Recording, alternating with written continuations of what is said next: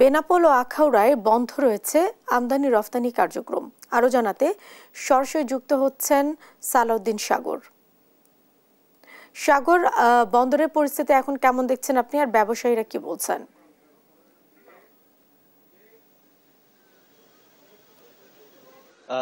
ধন্যবাদ জেসিকা আপনাকে। আসলে আপনি যেমনটা বলছিলেন যে আসলে বেনাপোল বন্দরে কিন্তু ভারত সরকারের নিষেধাজ্ঞার পরে ৩৬টি পণ্যবাহী ট্রাক, আমাদের বাংলাদেশের তৈরি শিল্পের যে পণ্যবাহী ট্রাক, ৩৬টি পণ্যবাহী ট্রাক সহ তৈরি শিল্পের পণ্যবাহী ট্রাক সহ প্রায় শতাধিক অন্যান্য বাণিজ্যিক ট্রাক কিন্তু আটকা পড়েছে।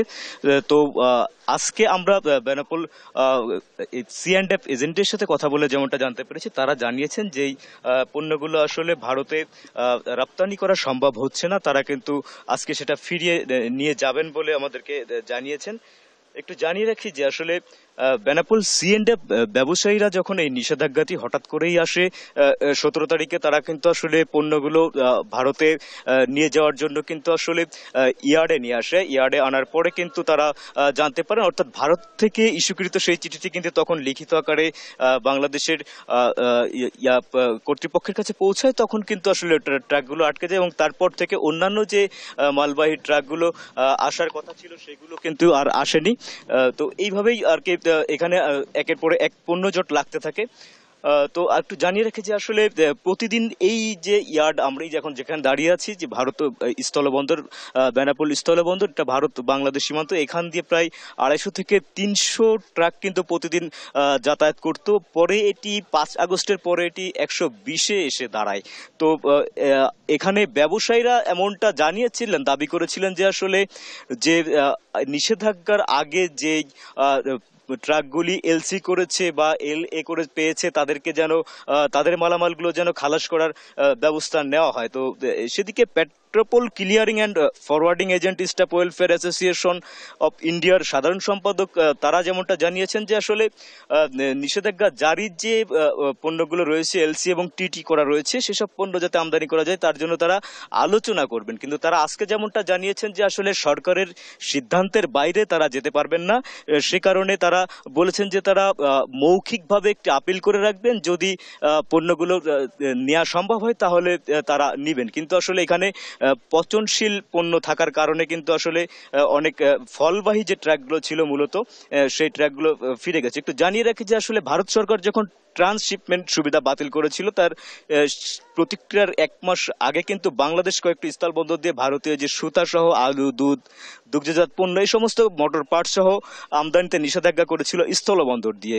তো শনিবার ১৭ মে ভারত সরকার বাংলাদেশ স্থলবন্দর ব্যবহারের উপরে যে বিধিনিষেধ আরোপ করেছে, তার ভেতরে বিধিনিষেধের কবলে পড়েছে ফলের স্বাদযুক্ত কার্বনেট পানীয়, প্রক্রিয়াজাত খাদ্যদ্রব্য, তুলা, সুতা, তারপরে আমাদের দেশীয় পণ্য, প্লাস্টিক, PVC, পঞ্জ, রঞ্জক, তারপরে হচ্ছে প্লাস্টিসাইজার এবং দানাদার সহ কাঠের আসবাবপত্র। এই প্রায় ৬০টা জিনিসের উপরে কিন্তু ভারত নিষেধাজ্ঞা জারি করেছে। তো আমরা এখানে যারা কর্তৃপক্ষ রয়েছেন, এখানে যারা C&F এজেন্ট ব্যবসায়ী রয়েছেন, তাদের সাথে আমরা কথা বলে যেমনটা জানতে পেরেছি, তারা আমাদেরকে জানিয়েছেন যে আসলে যারা যারা নিষেধাজ্ঞার আওতায় যে পণ্যগুলো পড়েছিল, যে ট্রাকগুলো ইয়ার্ডে আটকা ছিল এই ২ দিন ধরে, তারা কিন্তু আজকে সেই পণ্যগুলো ফিরিয়ে নিয়ে যাবেন এবং পচনশীল পণ্য যারা নিয়ে এসেছিলেন তারা কিন্তু তাৎক্ষণিক ১৭ তারিখেই কিন্তু তারা ফেরত নিয়ে গেছেন। যদিও বলা হচ্ছে ৩৬টি ট্রাক কিন্তু বন্দরে অপেক্ষা করছে, আসলে ৩৬টি ট্রাক অপেক্ষমান ছিল না, কারণ ওটা বন্দরের এন্ট্রি হিসাব অনুযায়ী। কিন্তু যখন দেখেছে যে আর ওইদিকে যেতে পারছে না, ফল পচে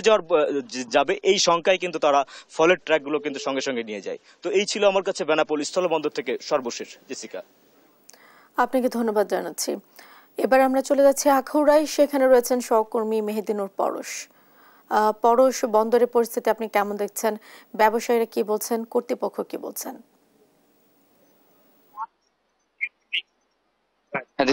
জেসিকা, আমি এখন দাঁড়িয়ে আছি দেশের অন্যতম রপ্তানিমুখী ব্রাহ্মণবাড়িয়ার আখাউড়া স্থল বন্দরে।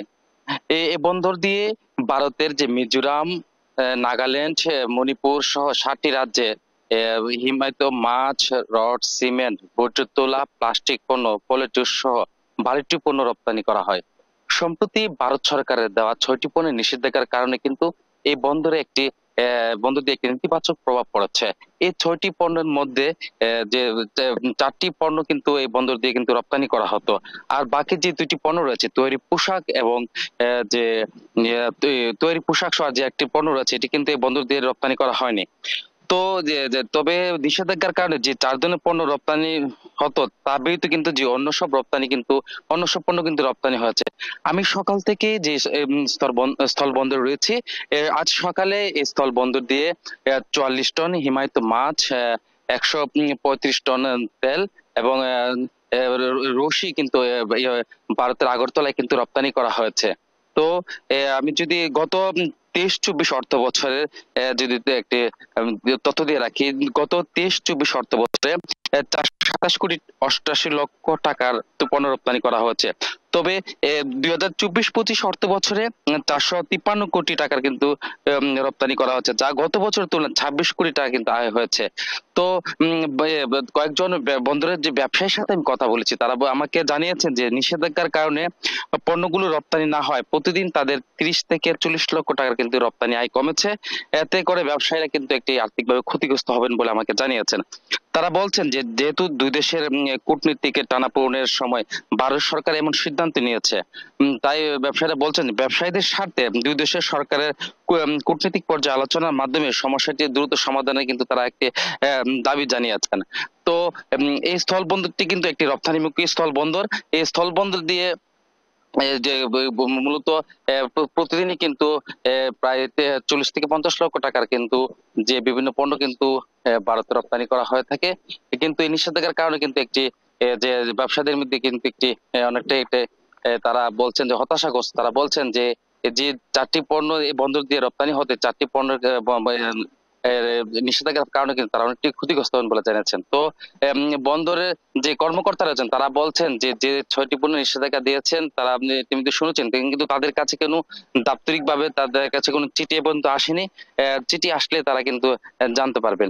তো এই আখাউড়া স্থল বন্দর নিয়ে ছিল আমার কাছে সর্বশেষ। আপনাকে ধন্যবাদ। দর্শক, বেনাপোল ও আখাউড়ায় বন্ধ রয়েছে আমদানি রফতানি কার্যক্রম, সে বিষয়ে জানাচ্ছিলেন আমাদের সহকর্মীরা।